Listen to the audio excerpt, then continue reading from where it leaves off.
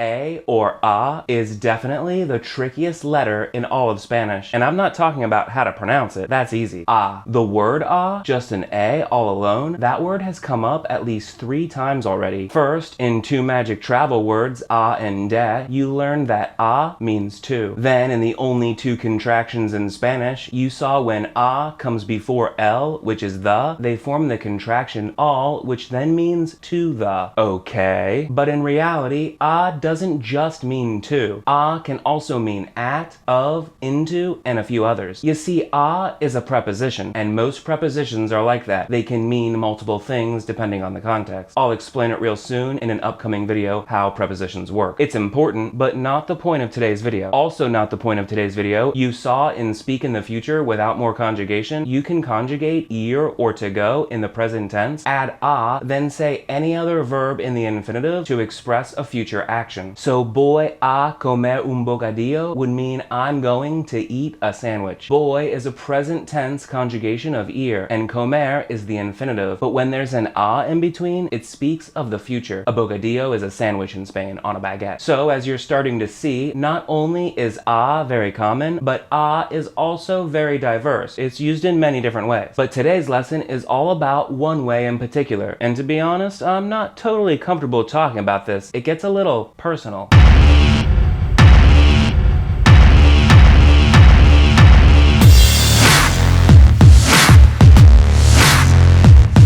Hola, soy Jordan, and this is a Spanish Quickie. Fast, easy Spanish lessons from somebody who speaks your language. One thing I try to do in every video is explain the topic to you from the gringo point of view. Usually that's pretty easy. In English, we do it this way. In Spanish, they do the opposite. In English, we say this. In Spanish, they say that. But when it comes to the personal a, there's no comparison in English. We have nothing like it. So all I can tell you from the gringo point of view is don't waste your time looking. Just learn this. In the last video, direct object pronouns, I reminded you a direct object is the thing or person getting the action of a verb. So in the sentence, I see the car, or veo el carro is the direct object. Direct objects are easy. Same words in the same order. Car is el carro in Latin America, but el coche in Spain. But things get a little tricky when the direct object is a specific person as opposed to a thing. I see Manuel wouldn't be veo Manuel. When the direct object is a specific person, like in this sentence, you have to add the personal a. This is just the letter a before the direct object. So I see Manuel would be veo a Manuel. Like I said before, there's nothing in English I can compare this to. The a in this case basically has no meaning. You just have to get used to it. Don't worry if you forget sometimes, you'll definitely be understood, but you'll also definitely be wrong. So when the direct object is a thing, like a car, you never use the personal a. When the direct object is a specific person, like Manuel, you always use the personal a. The personal a can be seen as a sign of respect, kind of. Manuel is more important than a car, basically. Now, if there's more than one direct object that's a specific person, you use the personal a for every one. So I see Manuel and Susie would be veo a Manuel y a Susie. Even when the direct object isn't a name, but it still refers to a specific person, you have a specific face you're picturing in your head, you still use the personal a. So he loves his parents would be él ama a sus padres. See what's going on? No names were used, but his parents are still 2 specific people. So the personal a is used here. I see the girl would be veo a la chica. The personal a is used here even though the girl is unnamed because it's the girl, a very specific one. Again, there's obviously a face being pictured. Here's a good example. I'm looking for my friend would be busco a mi amigo. The personal a is needed because I'm looking for a specific friend, but I need a friend would be just necesito un amigo. There's no personal a here because I'm just saying generally I need a friend, like any friend will do. I'm not picturing a specific face in my head. Got it? You can call it specificity, you can call it a relationship. I just like to go with the am I picturing a specific face test. It's a little tricky to have to remember to put the extra a in there, but not that hard once you get the general idea. One kind of weird thing, then we're out of here. For pets, you use the personal a in the same way. I love my cat would be amo a mi gato. But just I love cats would simply be amo los gatos. For other animals that aren't pets, that you don't have a relationship with, you don't use the personal a. If you'd let it in your house, use the personal a. If you wouldn't let it in your house, don't use the personal a. Cool? Not so bad, right? If you go to gringoespanol.com/quickies/a, you'll find a quick practice worksheet I made for you. When you're done with that worksheet, you should have a pretty decent command of this. The answer key is also at that link, and that link is also below this video. The next video is about indirect object pronouns. Direct and indirect object pronouns in English are one and the same, but not in Spanish. Oh no. Several previous videos came into play today. If anything didn't make sense to you, go back and watch the videos displayed on your screen right now. Those graphics should be clickable if I did this right. Subscribe to my channel to make sure you don't miss future videos, like my Facebook page if you like me, and hop on the Gringo Espanol newsletter over at gringoespanol.com to make sure you never miss a thing. I hope you found this video helpful. I'll see you next time. Hasta luego. Adios, amigo.